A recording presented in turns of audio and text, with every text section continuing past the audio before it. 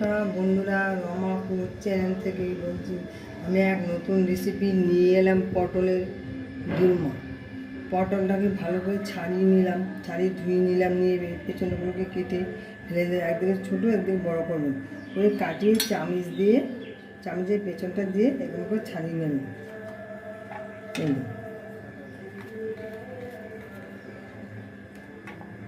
একটু দেখুন ফাঁকা, সব কটাকে একটা একটা করে এরকম করে করতে হবে।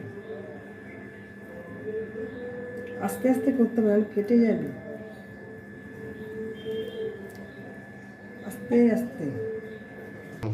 বন্ধুরা, আমি বললাম পটলের দোরমা বানাবো। এই পোস্ত আর 4 চামচ পোস্ত নিয়েছি, 2 চামচ সর্ষে নিয়েছি, কালো সর্ষে বা সাদা সর্ষে আপনার যেটা পান।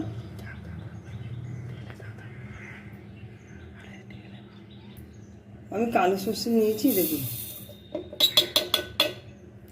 তবে আপনার স্বাদ মতন ঝাল দেবেন, লঙ্কা স্বাদ মতন, নারকেল দিলাম। এবার পেস্ট করবো। পটলের যে ভেতর থেকে বিচিগুলো বের করলাম না, মানে দানাগুলো, এইগুলোকে এখন আমি পোস্তর সঙ্গে পোস্ত আর শসা পেস্ট করে নিলাম। করার পরে আমি এখন এগুলোকে ঢেলে দেবো। ঢেলে হালকা একটু জল দিই। এই দেখুন, পেস্ট করলাম। বন্ধুরা, তেল ঢেলেছি, তেল দিয়ে এখন গরম হবে।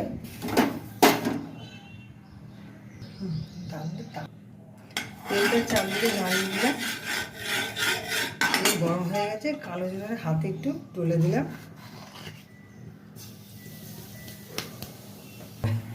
নিলাম না, তেলটা পুরো ছেটাবে আমার গায়ে।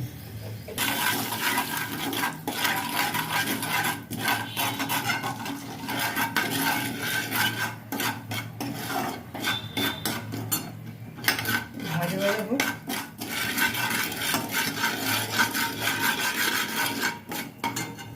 এবার যে পেস্ট করেছি ওটাকে দিয়ে দেবো তেলে।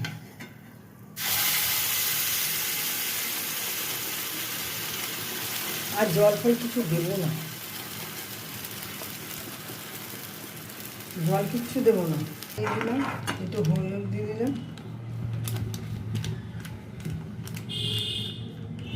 আপনার স্বাদ মতো নুন চিনিটা দিয়ে দেবেন।